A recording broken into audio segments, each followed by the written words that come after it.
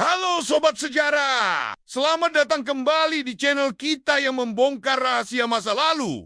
Satu peradaban demi peradaban. Kalau kalian pikir sejarah cuma soal Mesir, Yunani, dan Romawi, hari ini kita kasih tahu bahwa kalian selama ini telah melewatkan hidden gem dari Afrika Timur Laut, peradaban Nubia. Yep, ini dia tetangga, rival. Bahkan kadang-kadang saudara akrab tapi suka berantem.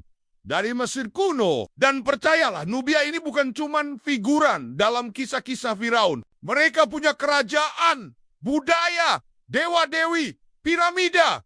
Bahkan pernah membalik keadaan dan menguasai Mesir. So, duduk manis, siapkan camilan. Karena kita akan menyelam jauh ke dalam kisah keren, terlupakan, tapi sangat epik dari peradaban Nubia. Siapa itu Nubia? Nubia adalah wilayah di sekitar Sungai Nil bagian selatan sekarang, Sudan, dan bagian selatan Mesir. Nama Nubia diduga berasal dari kata nub yang berarti emas dalam bahasa Mesir. Dan itu udah kasih bocoran besar. Tanah ini kaya raya akan emas. Dari dulu, Nubia jadi jalur penting perdagangan.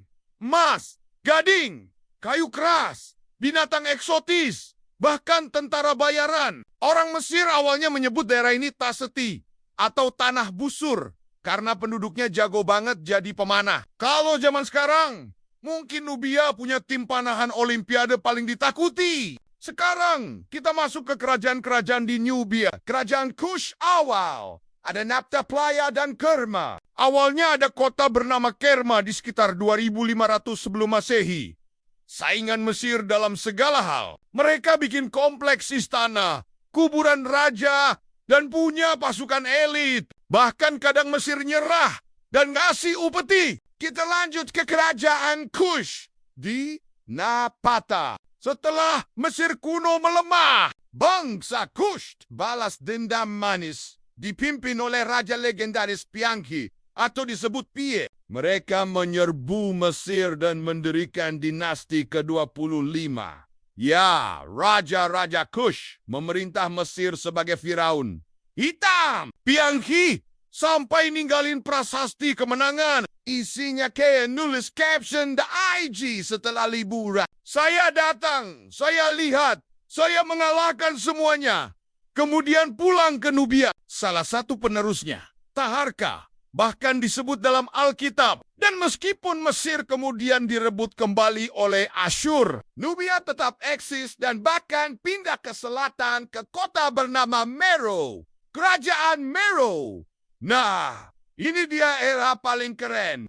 Meroe sekitar 300 SM sampai 350 sebelum Masehi adalah kota yang penuh piramida kecil. Mereka punya sistem tulis sendiri yang disebut tulisan Meroitik dan diperintah oleh raja perempuan alias Kandake. Saking garangnya, salah satu Kandake pernah melawan pasukan Romawi, pimpinan Agustus. Jadi ya, bukan cuma Cleopatra yang bisa adu strategi dan gaya. Budaya yang unik dan keren, arsitektur, dan piramida.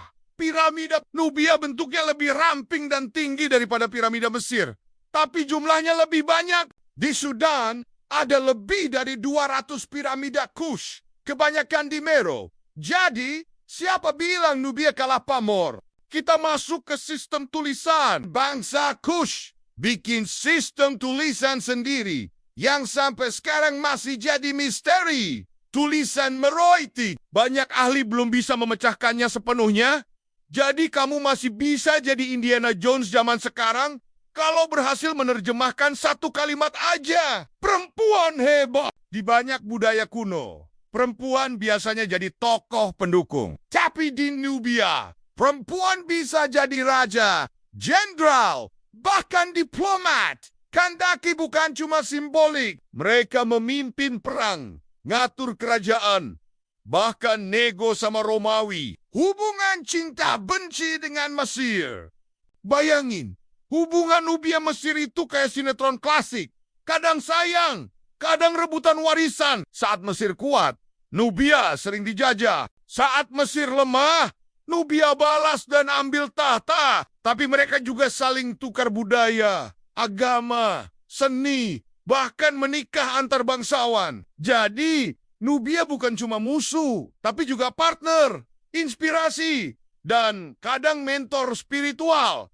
Kenapa Nubia terlupakan? Salah satu alasan kenapa Nubia nggak terlalu dikenal. Sejarah ditulis oleh pihak pemenang, dan karena Mesir lebih banyak didokumentasikan, Nubia kerap dipinggirkan. Banyak situs arkeologi Nubia terendam setelah pembangunan bendungan Aswan di Mesir.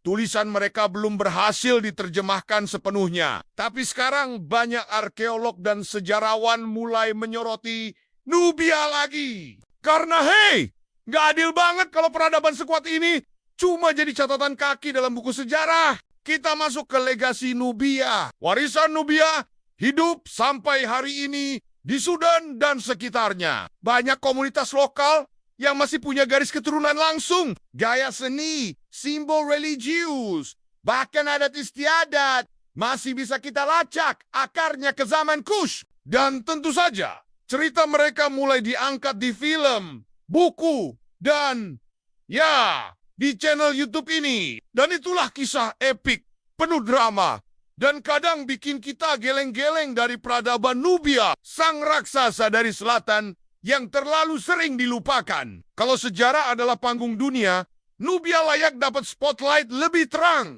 Jadi mulai sekarang, jangan cuma ngomongin Firaun dari Mesir, tapi kasih juga shout out kepada Kandake, pemanah Raja-Raja Kush yang luar biasa. Kalau kalian suka konten seperti ini, jangan lupa like, komen, dan subscribe. Kasih tahu juga topik sejarah mana lagi yang ingin kalian kupas bareng kita. Sampai jumpa di video selanjutnya, Sobat Sejarah. Tetap penasaran, tetap belajar, dan jangan pernah remehkan peradaban yang terlupakan.